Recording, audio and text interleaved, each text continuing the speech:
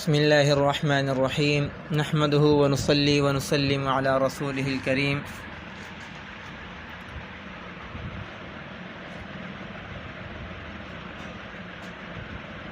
اللہ رب العزت اپنے بندے پر ہر آن ہر گھڑی ہر لمحہ ہر وقت کتنے عظیم احسانات فرماتے ہیں، اور اس بندے پر ہر آن ہر گھڑی ہر وقت ہر لمحہ اللہ کی طرف سے بے شمار احسانات، انعامات، نوازشات ہوتی ہی رہتی ہیں اور مسلسل جاری ہیں کہ اللہ کی ذات عالی نے اپنے بندے کو اپنا قرب عطا کرنے کے لیے ہر وقت ایسے ایسے اعمال بتلائے ہیں اور ایسے نیک کاموں کی طرف اس کی رہنمائی کی ہے کہ اگر وہ ان کو اپنی زندگی میں لائے، ان پر عمل کرے تو اللہ کی طرف سے بے شمار ترقیات عطا کر۔ اور آج کل محرم الحرام کے مبارک دن چل رہے ہیں۔ محرم الحرام کے مبارک دن لمحہ بلمحہ گزرتے چلے جا رہے ہیں۔ انتہائی قیمتی دن، اور خاص طور پر یہ عاشورہ کے دن۔ عاشورہ عربی زبان کا لفظ ہے، جس کو علامہ صفوری عبد الرحمن صفوری شافعی رحمۃ اللہ علیہ اپنی کتاب نزہۃ المجالس میں فرماتے ہیں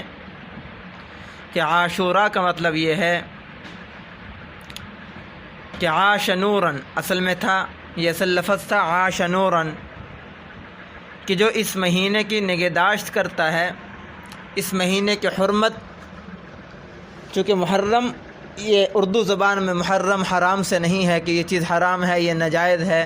بلکہ محرم یہ عربی زبان کا لفظ ہے۔ اس محرم الحرام، اس کا معنی حرمت والا مہینہ، عظمت والا مہینہ۔ تو یہ بہت ہی عظمت والے دن اور عظمت والے مہینہ گزرتا چلا جا رہا ہے۔ اس لیے اب اس عاشورہ کا مطلب یہ ہے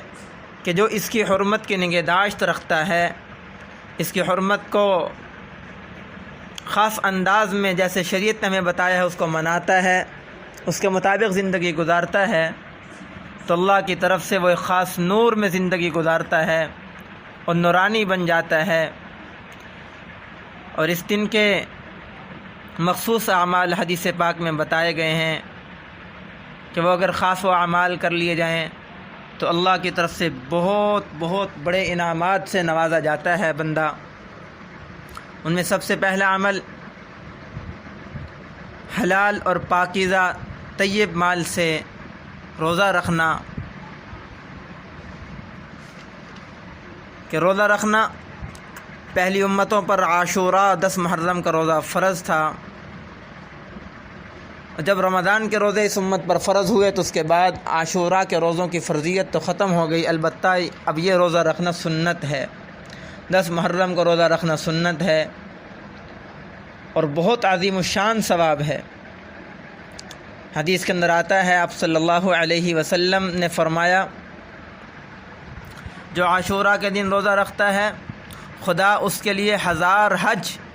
اور 1000 عمرے کا ثواب لکھتا ہے، اور 1000 شہید کا ثواب عطا فرماتا ہے، اور مشرق سے لے کر مغرب تک اس کا اجر لکھا جاتا ہے، اور وہ ایسا ہو جاتا ہے گویا کہ اس نے اولاد اسماعیل، سیدنا اسماعیل علیہ السلام کی نسل اور اولاد میں سے 1000 غلام آزاد کیے، اور جنت میں 70,000 محل اس کے لیے لکھ دیے جاتے ہیں، اور خدا آگ پر اس کا بدن حرام کر دیتا ہے۔ اور ایک دوسری حدیث میں ہے کہ جو عاشورہ کے دن روزہ رکھتا ہے اس کو 10,000 فرشتوں کا ثواب ملتا ہے۔ اور ایک حدیث میں آتا ہے جو عاشورہ کے دن 1000 بار قل هو اللہ احد پڑھتا ہے، یہ سورہ اخلاص پڑھتا ہے، اللہ کی ذات عالی اس کی طرف نظر رحمت سے دیکھتے ہیں اور اس کو صدیقوں میں سے لکھ دیا جاتا ہے۔ اس لیے اس دن کا خاص عمل ہے، خوب ذوق و شوق کے ساتھ اس کو بجائے لایا جائے۔ ہاں البتہ اس میں ایک بات کا ضروری لحاظ رکھا جائے، چونکہ یہود مدینہ بھی مدینہ شریف کے یہودی جب آپ صلی اللہ علیہ وسلم ہجرت کر کے مکہ سے مدینہ تشریف لائے، یہودی بھی عاشورہ 10 محرم کو روزہ رکھا کرتے تھے۔ جب آپ صلی اللہ علیہ وسلم نے ان سے پوچھا تم اس دن کو روزہ کیوں رکھتے ہو، کوئی خاص وجہ ہے کیا؟ انہوں نے کہا ھذا یوم نجى اللہ موسیٰ وبنی اسرائیل من فرعون وجنودہ، یہ وہ خاص دن ہے جس دن میں اللہ کی ذات عالی نے اپنے خاص فضل و کرم سے سیدنا موسیٰ علیہ السلام اور ہماری قوم بنی اسرائیل کو فرعون اور اس کے لشکروں سے نجات عطا فرمائی تھی، لہذا اس شکرانے کے طور پر، شکر کے طور پر ہم اس دن کا روزہ رکھتے ہیں۔ تو آپ صلی اللہ علیہ وسلم نے اپنی زبان مبارک سے ارشاد فرمایا نحن احق منکم بموسیٰ، ہم تمہارے مقابلے میں موسیٰ کے زیادہ حقدار ہیں، لہذا ہم بھی اس دن میں روزہ رکھیں گے۔ تو صحابہ کرام رضوان اللہ علیہم اجمعین نے عرض کیا اے اللہ کے رسول صلی اللہ علیہ وسلم، اس طرح تو ہم یہود کے مشابہ ہو جائیں گے، یہود کے ساتھ ہمارے رسم و رواج مل جائیں گے۔ تو آپ صلی اللہ علیہ وسلم نے فرمایا کہ اگر ہم آئندہ سال زندہ رہے، فی العام المقبل، اگر آئندہ سال تک میں زندہ رہا تو 9ویں کا روزہ بھی ساتھ رکھوں گا، یا 11ویں کا روزہ ساتھ ملا لوں گا۔ اس لیے عاشورہ کی حرمت کو سامنے رکھتے ہوئے اور آپ صلی اللہ علیہ وسلم کی تعلیمات کو سامنے رکھتے ہوئے، روزوں کی اتنی فضیلت کو سامنے رکھتے ہوئے 10 محرم الحرام کا روزہ رکھا جائے اور اس کے ساتھ ساتھ 11ویں کا روزہ بھی ساتھ ملا لیا جائے۔